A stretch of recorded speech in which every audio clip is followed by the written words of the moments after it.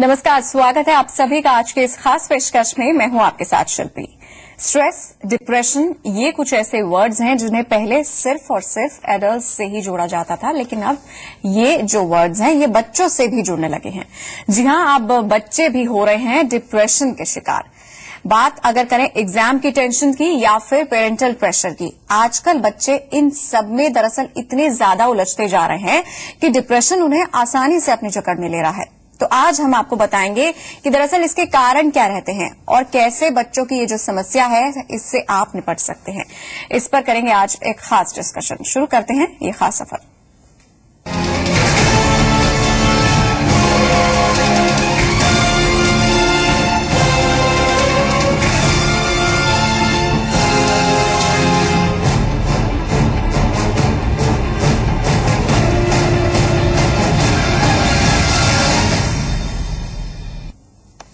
तो बच्चों में आखिर डिप्रेशन क्यों बढ़ता जा रहा है, इसी पर ज्यादा जानकारी देने के लिए हमारे साथ स्टूडियो में मौजूद हैं मूलचंद मेडसिटी से साइकोलॉजिस्ट डॉक्टर साइमा।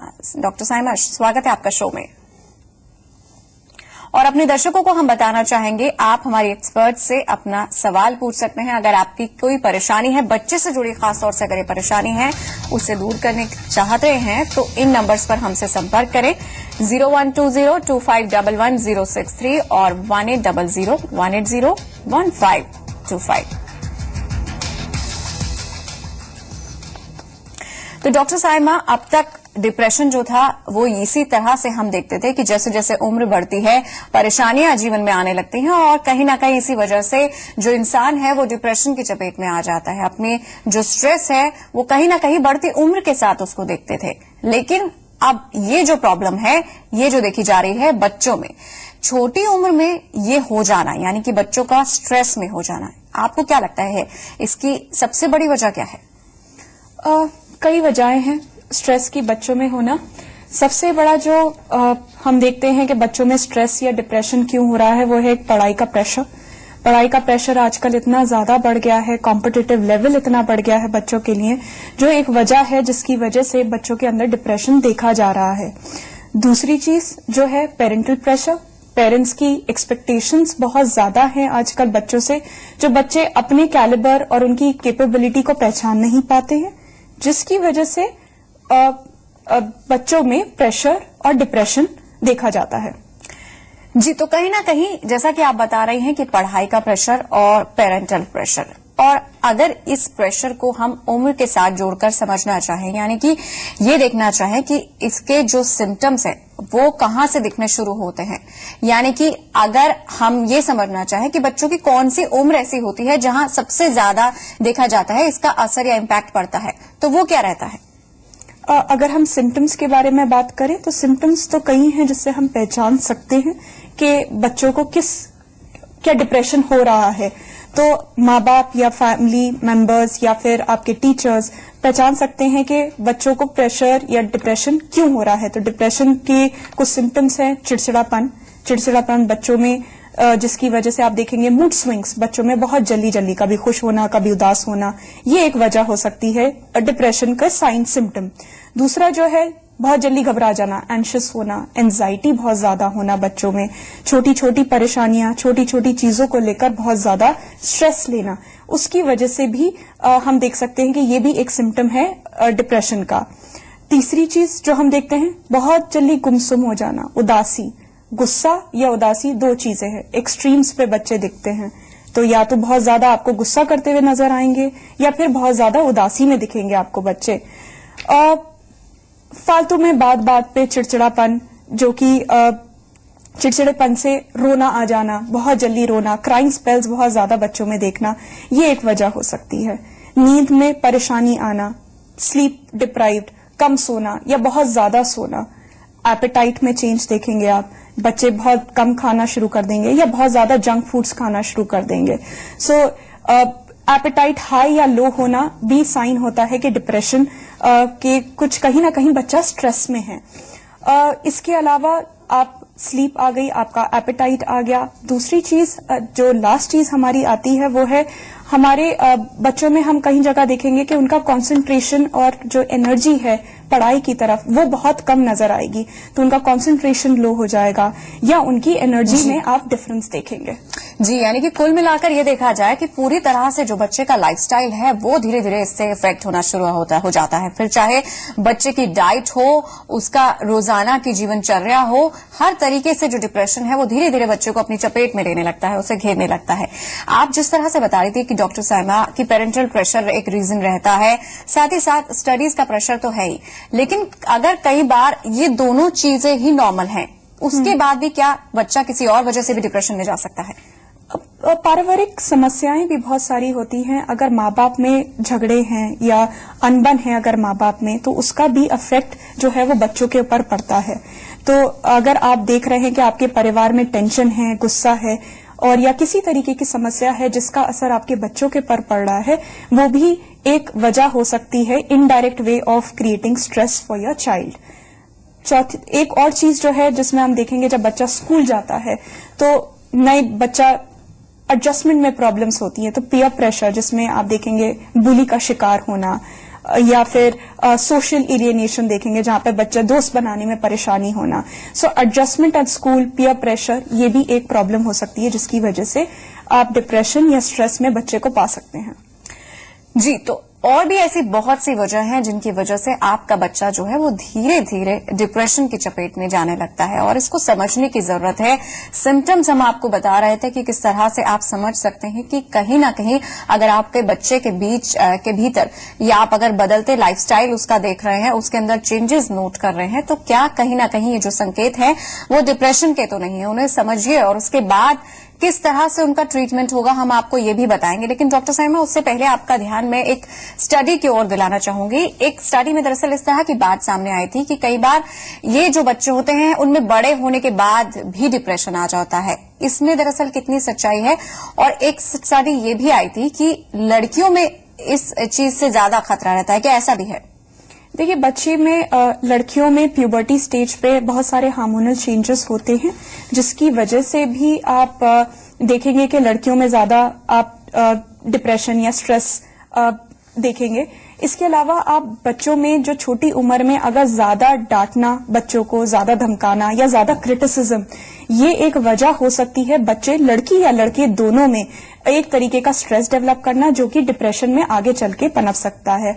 क्योंकि अगर आप हर चीज पे क्रिटिसिज्म करेंगे तो वो बच्चे की सेल्फ एस्टीम पे इफेक्ट करेगा। अगर वो सेल्फ एस्टीम पे इफेक्ट करेगा तो वो अडल्टहुड में भी एक डिप्रेशन का फॉर्म ले सकता है। जी, और आपसे चर्चा करते रहेंगे हम, और दर्शक हमारे साथ फोन लाइन पर हैं। अपना नाम बताएं आप और बताएं आप क्या सवाल है आपका। जी नमस्कार मैम। जी, प्रश्न करें आप अपना डॉक्टर साइमा से।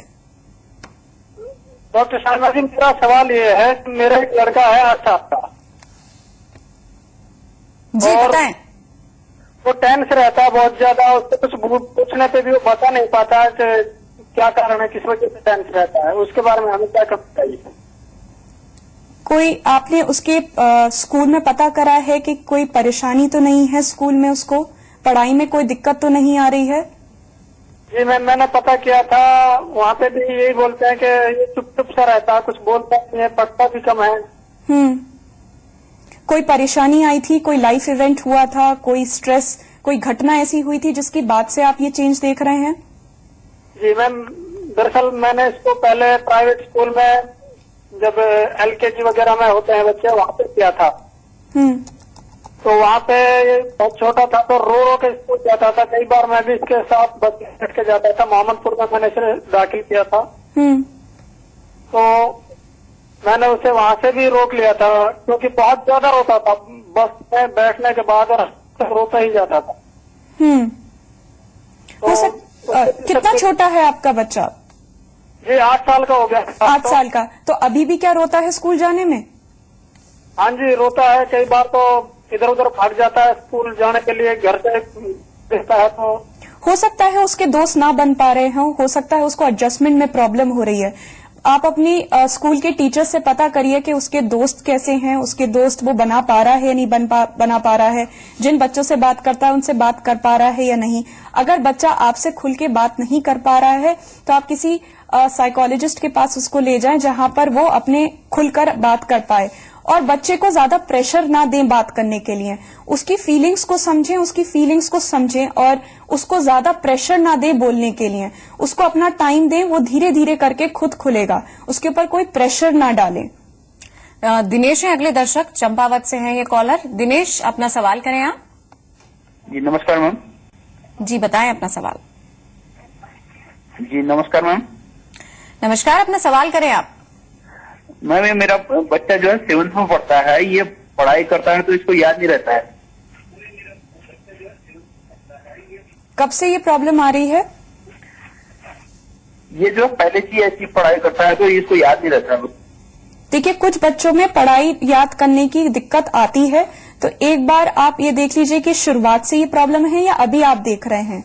कभी कभी कुछ चीजों में चेंजेस, पढ़ाई में चेंज आने की वजह से भी बच्चे कुछ कंसंट्रेशन या पढ़ने में दिक्कत आती है। अगर शुरुआत से ही पढ़ाई में दिक्कत है तो हो सकता है कुछ एक पर्टिकुलर सब्जेक्ट में परेशानी हो, सारे सब्जेक्ट्स में परेशानी ना हो। तो उसके लिए अब बहुत सारे टेस्ट भी आ गए हैं जिससे पता लग सकता है कि बच्चे को पढ़ाई लिखाई में कोई दिक्कत तो नहीं आ रही है, और उसके काफी टेक्निक्स हैं, स्ट्रैटेजीज हैं बच्चों को सिखाने के लिए कि हम कैसे पढ़ाई को बेटर बना सकते हैं। जी डॉक्टर, जिस तरह से आप हमें वजह समझा रही थी डिप्रेशन की, आपने बताया कि बहुत सारे फैक्टर्स होते हैं, कोई एक ही खास वजह नहीं होती। कभी कभी ना सिर्फ आपका पेरेंटल प्रेशर, बल्कि आप जब बाहर जा रहे हैं, बच्चे स्कूल में जा रहे हैं, वहां का एनवायरनमेंट भी कहीं ना कहीं बच्चे को डिप्रेशन की ओर धकेल सकता है। एक पीयर प्रेशर के बारे में भी हमने अक्सर सुना है, ये इसका असर दरअसल किस तरह से बच्चे में देखा जाता है? देखिए, पीयर प्रेशर में कभी कभी बच्चों को पुश किया जाता है कुछ ऐसे ग्रुप में इंडल्ज करने के लिए जहां पे शायद बच्चे कंफर्टेबल ना हो, तो वहां पे बच्चे बुली का शिकार भी हो जाते हैं। आजकल बच्चों में पॉपुलर ग्रुप्स, पॉपुलर होने का बहुत बड़ा स्ट्रेस होता है। तो पीयर प्रेशर, अगर जैसे मेरे एक बच्चे के पास मोबाइल है, मेरे पास मोबाइल नहीं है, सो उसमें भी बच्चे के ऊपर बहुत ज्यादा स्ट्रेस होता है मटीरियलिस्टिक एस्पेक्ट्स पे। सो पीयर प्रेशर सिर्फ ना ही एक ग्रुप में इन्वॉल्व होने का, बट पीयर प्रेशर इस वे में भी होता है जिसमें आप कंपटीशन एक लेवल इतना ज्यादा बढ़ जाता है आपके लिए कि वो स्ट्रेस के रूप में दिखने लगता है बच्चे के ऊपर। तो डिप्रेशन जो अक्सर बड़ों में देखा जाता था, अब धीरे धीरे बच्चे भी इसके चपेट में आ रहे हैं। डिप्रेशन का शिकार बच्चे भी हो रहे हैं। तमाम तरह के फैक्टर्स होते हैं जो दरअसल धीरे धीरे बच्चे को डिप्रेशन की ओर धकेलते हैं, और इसी पर हम चर्चा कर रहे हैं। डॉक्टर साइमा हमारे साथ स्टूडियो में बनी हुई हैं। डॉक्टर साइमा, आपने जैसे अभी बताया कौन कौन सी ऐसी वजह होती है जिनसे ये समझा जाए कि बच्चे में डिप्रेशन आ सकता है, और वो सिम्टम्स क्या रहते हैं जिनसे हम समझ सकते हैं कि हमारा बच्चा कहीं डिप्रेशन का शिकार तो नहीं हो रहा। लेकिन जब पता चल गया है कि बच्चा डिप्रेशन में है, और उसके बाद अब ट्रीटमेंट का देखा जाए कि ट्रीटमेंट उसका कैसा हो, सोल्यूशन किस तरह से निकाला जाए। अगर कोई बच्चा डिप्रेशन का शिकार हो गया है तो फिर उसे बाहर कैसे लाएं? इसमें हम दो लोगों को टिप्स देंगे, माँ बाप को टिप्स देंगे और बच्चों को टिप्स अलग देंगे। सो पहले मैं माँ बाप की बात करती हूँ कि कैसे हैंडल करना चाहिए अगर आपका बच्चा डिप्रेशन में है। सो सबसे पहले चीज, काम रहें। अगर आपका बच्चा एंशियस है, किसी सिचुएशन से एंशियस है, सो कामली उसकी फीलिंग्स को समझें, सुने, लेक्चर ना दें, ज्यादा सुनने पर फोकस करें। थर्डली, आप बच्चे के अप्रिसिएशन, छोटे छोटे अकम्पलिशमेंट्स को पहचानें और उनको प्रेस करना सीखें। क्रिटिसिज्म को थोड़ा कम करें और उनके अकम्पलिशमेंट्स को, छोटी छोटी जो चीजें वो कर रहा है उसको प्रेस करना शुरू करें। उसकी डाइट का ध्यान रखें, उसकी स्लीप का ध्यान रखें। जंक फूड की प्रयोग को थोड़ा सा कम करें क्योंकि शुगर लेवल हाई होने से भी मूड स्विंग्स बच्चों में देखे जाते हैं। उसके अलावा पनिशमेंट्स अवॉइड करें, किसी तरीके का फिजिकल पनिशमेंट को बिल्कुल अवॉइड करें। अपनी एक्सपेक्टेशंस को थोड़ा सा मैनेज करें। स्ट्रेसफुल सिचुएशंस में अपनी एक्सपेक्टेशन को लोअर करें। अपने बच्चे के कैलिबर को समझते हुए ही अपनी एक्सपेक्टेशंस को बनाएं। इसके अलावा अपनी रूटीन को थोड़ा सा, बच्चे के रूटीन को थोड़ा सिस्टमैटिक बनाएं। प्रायोरिटाइजेशन में बच्चे की हेल्प करें। जी, तो ये तो पेरेंट्स की बात हो गई कि उन्हें दरअसल किस तरह से अपने आप को समझाते हुए अपने बच्चे को डिप्रेशन से बाहर निकालना है। लेकिन अगर बात करें खुद बच्चे को कैसे अपनी खुद की मदद करनी होगी, तो वो क्या रहेगी? बच्चों को भी अपनी एक्सपेक्टेशंस को मैनेज करना चाहिए। अपने आप को परफेक्ट बनाने की दौड़ में ना लगे। अपने आप को परफेक्ट बनाने की इच्छा को थोड़ा सा मैनेज करें। अपनी कैलिबर को समझें, उसके हिसाब से अपनी एक्सपेक्टेशंस रखें। पॉजिटिव लोगों के साथ सोशलाइज करें। नेगेटिव सेल्फ टॉक को मैनेज करें। तो एक नेगेटिव लॉग बना सकते हैं, एक डायरी बना सकते हैं, जिसमें आप जो भी आपकी नेगेटिव इंसिडेंट्स हैं या नेगेटिव इवेंट्स आपकी लाइफ में हुए हैं या जो भी नेगेटिव थॉट्स आपको बॉदर करते हैं, उनको शेयर करना शुरू करें। अगर आपको परेशानी है, पेरेंट्स से शेयर ना कर पाए, तो आप लिखना शुरू करें। इसके अलावा आप अपनी स्लीप का ध्यान रखें। 8 घंटे की स्लीप बहुत जरूरी है। अपनी मील्स को स्किप मत करें। कंसंट्रेशन में या थकावट, एनर्जी लो होती है तो हॉट बाथ लें। थोड़ा सा अपनी डाइट पर ध्यान रखें। स्किप मत करिए अपनी मील्स को, और अपनी रेगुलर एक्सरसाइज रखिए। किसी ना किसी तरीके की फिजिकल एक्टिविटी रखिए। अगर आपको गेम्स पसंद हैं, गेम्स खेलिए, क्योंकि आपकी जो भी नेगेटिव एनर्जीज है वो बाहर निकलेंगी। तो उम्र छोटी लेकिन परेशानियां बहुत बड़ी बड़ी, और इन्हीं परेशानियों में घिर कर कहीं ना कहीं बचपन जो है खोता जा रहा है। बच्चे डिप्रेशन की ओर जा रहे हैं। बच्चों का डिप्रेशन को हम समझने की कोशिश कर रहे हैं। डॉक्टर साइमा हमारे साथ स्टूडियो में बनी हुई हैं, बता रही हैं हमें कि किस तरह से अपने बच्चे को आप समझते हुए उसके डिप्रेशन को दूर कर सकते हैं, किस तरह से आप उसके दोस्त बनके उसे इस फेज से बाहर लेकर आ सकते हैं। डॉक्टर साइमा, आप हमें ट्रीटमेंट बता रहे थे कि किस तरह से अगर बच्चा आपका डिप्रेशन में चला गया है तो उसे कैसे बाहर लेकर आया जाए। क्या कुछ और भी सोल्यूशन है? और क्या, एक सवाल इसके साथ ये भी जानना चाहूंगी कि अगर बच्चा डिप्रेशन से बाहर आ चुका है तो क्या उसके बाद भी फिर कभी, क्योंकि एक बार उसकी मेंटल स्टेट वैसी हो गई, तो क्या एक बार फिर से अगर कोई सर्कमस्टांसेस ऐसे बनते हैं उसकी लाइफ में, क्या वो फिर से डिप्रेशन की ओर जा सकता है? जी देखिए, एक एनवायरमेंट या फैमिली सिचुएशंस, हमने इसके बारे में अभी तक डिस्कस किया है कि कैसे फैमिली, पेरेंट्स, स्कूल, ये सारे प्रेशर्स जो बच्चे की जिंदगी में हैं वो डिप्रेशन या स्ट्रेस क्रिएट कर सकते हैं। बट इसके अलावा जेनेटिक्स या जीन को भी हमें नहीं नजरअंदाज करना चाहिए। जेनेटिक्स या बायोकेमिकल चेंज ब्रेन में भी डिप्रेशन, जो बिल्कुल ही क्लिनिकल है, की वजह हो सकती है डिप्रेशन की। तो अगर बड़े होकर भी, जो आपका सवाल है कि बड़े होकर भी क्या लोगों को डिप्रेशन फिर से हो सकता है, हाँ, अगर genetic is also playing a role. So genetics में होता है कि कभी कभी एपिसोड्स में बाद में भी आपको डिप्रेशन हो सकता है। वैसे ही अगर कोई लाइफ इवेंट आपका स्ट्रेसफुल है, उसकी वजह से भी डिप्रेशन हो सकता है।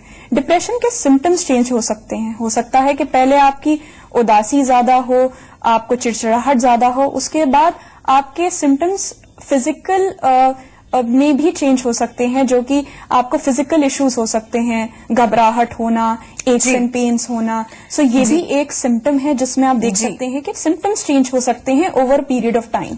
जी, तो कुल मिलाकर इस तरह से हमने समझा कि ये सिम्टम्स हैं और इसी को देखते हुए आप अपने बच्चे को डिप्रेशन से बाहर निकाल सकते हैं। और डॉक्टर साइमा, आपने खास यूजफुल टिप्स दिए हमारे दर्शकों को। बहुत बहुत शुक्रिया आपका इस जानकारी के लिए। और लाइफस्टाइल में आज के लिए बस इतना ही। नमस्कार।